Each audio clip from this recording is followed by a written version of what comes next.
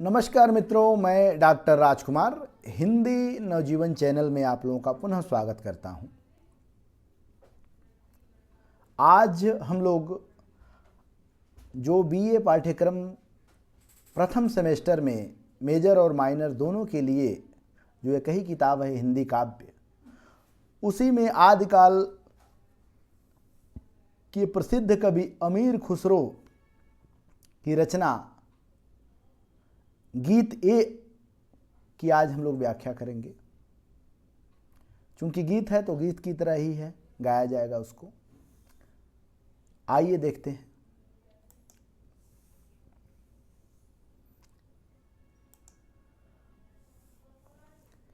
यहाँ एक बेटी का प्रसंग है जो अपने पिता से कहती है कि आपने मेरी शादी इतना दूर क्यों कर दिया। और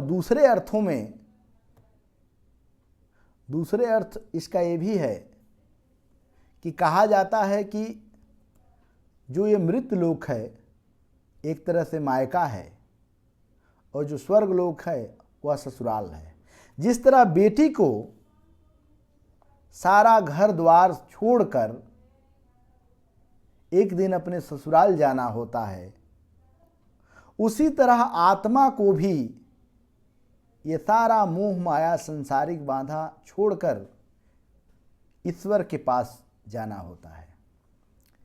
यानी जिस तरह लड़की का वास्तविक घर उसका ससुराल होता है, उसी तरह आत्मा का भी वास्तविक घर ईश्वर के चरणों में स्थान होता है। लेकिन यहाँ हम लोग भौतिक के माध्यम से आध्यात्मिक विषय की भी चर्चा करेंगे।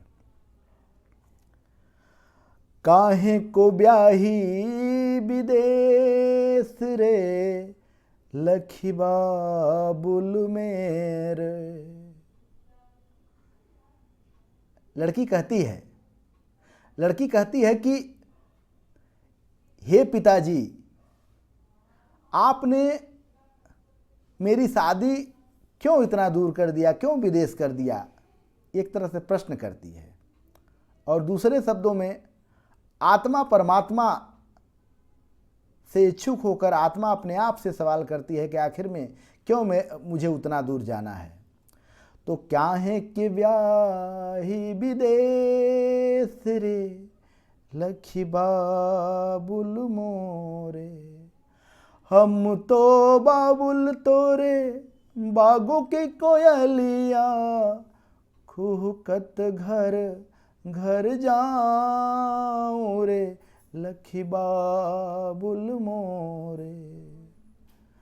हम तो बाबुल तोरे खेतों के चिड़िया चुगत चुगत उड़ जाऊं रे लखी बाबुल मोरे। हम तो बाबुल तोरे बेले की कलियां, हम तो बाबुल तोरे बेले की कलियां जो मांगे चली जाऊं रे लखी बाबुल मोरे। एक बालिका अपने पिता से प्रश्न करती है कि आखिर में तुमने मुझे काहे विदेश शादी कर दिया, क्यों इतना दूर मुझे भेज दिया। और फिर कई उदाहरण देती है कि हम तो तुम्हारे जो ये संसार जो बसाए थे, तुम्हारा घर था यानी तुम्हारा बाग था, उस बाग की मैं कोयल थी, बुलबुल थी, चिड़िया थी। कितनी उपमा देती है कि हम तो बाबुल तोरे बागों की कोयल। यानी लड़कियां क्या होती है कि जब छोटे होती है तो अपने घर में चारों तरफ च्यूं च्यूं च्यूं च्यूं, जिस तरह कोयल काँव काँव काँव काँव करती है, उसी तरह लड़कियां भी अपने मायके में चारों तरफ काँव काँव काँव काँव करती हैं। यानी एक तरह से चहचहाहट चारों तरफ घूम घूम के जैसे देती हैं, जिस तरह कोयल कहती हैं। और फिर वो लड़की कहती है कि एक दिन कुहकत कुहकत मैं स्वयं चली जाती, लेकिन तुमने तो मुझे काफ़ी दूर शादी कर दिया। हम तो बाबुल तोरे खेतों की चिड़िया।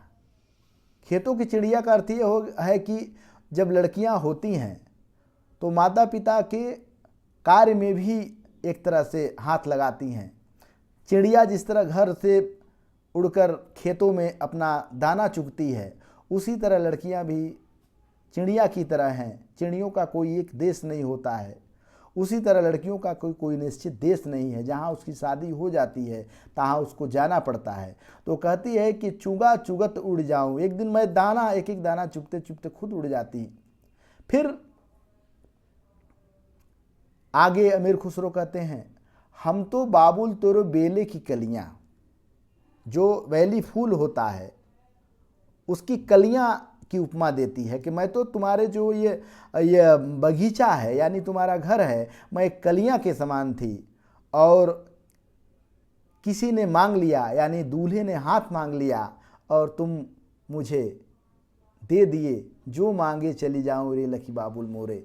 अर्थात मैं तो तुम्हारे घर से क्यों निकाल रहे हो, एक ही प्रश्न बालिका अपने पिता से बार बार करती है।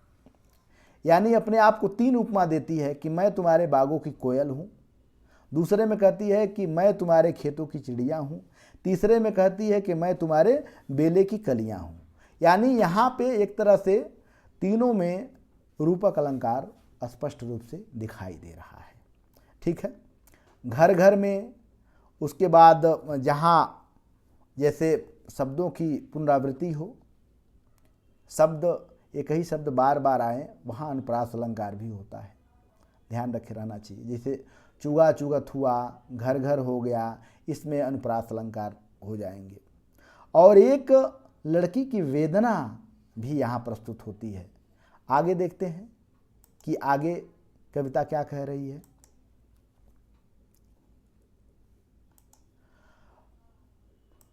हम तो बाबुल तोरे खूंट की, ये गैया है, गैया, ये गडया हो गया है, गलत हो गया है। हम तो बाबुल तोरे खूंट की गैया, जित हाँ के हक जाओ रे लखी बाबुल मोरे। लाख की बाबुल गुड़िया जो छोड़ी छोड़ी, सहेलिन के साथ रे लखी बाबुल मोरे। कहती है कि हम तो तुम्हारे, वही बालिका जिसकी शादी हो गई अपने पिता से प्रश्न दोबारा करती है कि हम तो, ये बाबुल, हे पिताजी, हम तो तुम्हारे खूंटे की एक तरह गाय थी, एक तरह गाय थी।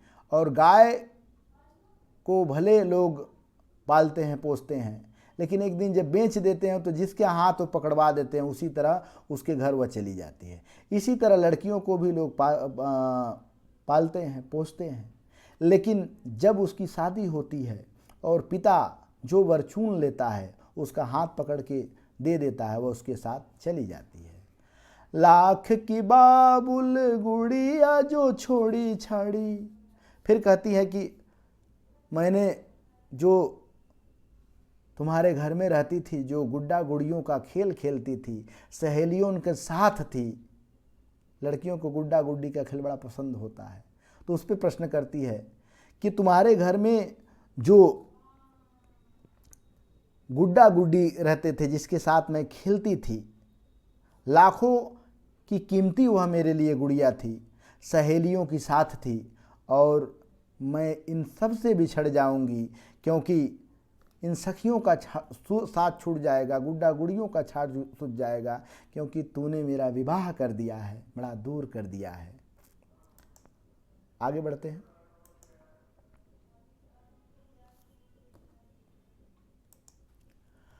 महल तले डोलिया जो निकली, भाई खाई पछाड़ लखी बाबुल मोरे। आम तले से डोलिया जो निकली, कोयल ने की पुकार लखी बाबुल मोरे। और भाई बहनों का प्रेम बड़ा अजीब रहता है। जब बहन की विदाई होती है, जो भाई बराबर लड़ता रहता है अपनी बहन से, वो भी उस दिन बहुत दुखी होता है। और अपने बहन से बिछुड़ने के गम में वह रोते रोते पछाड़ खाकर भी गिर जाता है, जिसकी चर्चा अमीर खुसरो यहाँ करते हैं। आम तले से डोलिया जो निकली, और फिर द्वार पे लोग आम का पेड़ भी लगाते थे, नीम का पेड़ भी लगाते थे, तो यहाँ कहती है कि उसके द्वार पे आम का पेड़ भी है। आम तले से डोलिया जो निकली, मतलब आम के पास से जब डोली मेरी निकलेगी तो जो कोयल को मैं पालती थी, जो कोयल हमारे पेड़ पे आती थी, वो भी मुझे पुकार पुकार के रोएगी, और कोयल जब रोने लगे तो मुझे मत पुकारना। आगे कवि कहता है, लास्ट में रोते रोते समझाती है, मतलब वो एक विदाई हो रही है लड़की की, और वो लड़की समझा भी रही है अपने माता पिता भाई को, सबको, कि तू क्यों रोए हमारी कोयलिया, तू क्यों रोए हमारी कोयलिया, हम तो चले परदेस रे लखी बाबुल मोरे, नंगे पाँव बाबुल भगत आवे, साजन डोला लिए जाए रे लखी बाबुल मोरे। फिर वह कहती है कि हे मेरे पिताजी, हे मेरे भाई, हे मेरी माता, तुम लोग क्यों रो रही हो? हम तो तुम्हारी कोयल थी, और एक दिन मुझे इस संसार से जाना ही था, यानी जो तुम्हारा घर है वहाँ से जाना ही था, मेरा परदेसी घर है असली।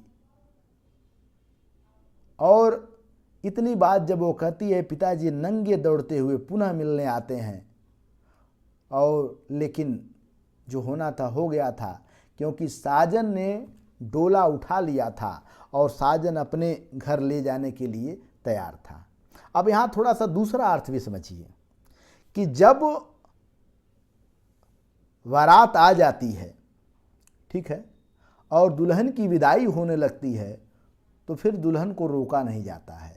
उसी तरह जब पार्थिव शरीर एक दिन जब ये नष्ट हो जाता है, ख़त्म हो जाता है, आत्मा परमात्मा से मिलने के लिए चल देती है, तो सारा मोह माया संसार, जिस तरह लड़कियां अपना सारा मोह माया संसार, भाई बहन, रिश्तेदारी, कोयल, सखियां, सहेलियां, गुड्डा गुड़ियां, सबको त्याग कर अपने साजन के साथ चली जाती है, उसी तरह आत्मा भी सारा मोह माया त्याग कर परमात्मा से एक दिन लीन हो जाती है। और एक जिस तरह डोली उठती है, चार लोग डोली को उठाते हैं, उसी तरह चिता को भी चार लोग उठाते हैं। इसका सांकेतिक अर्थ यहाँ ये भी है, यह ध्यान रखने की हमें ज़रूरत है।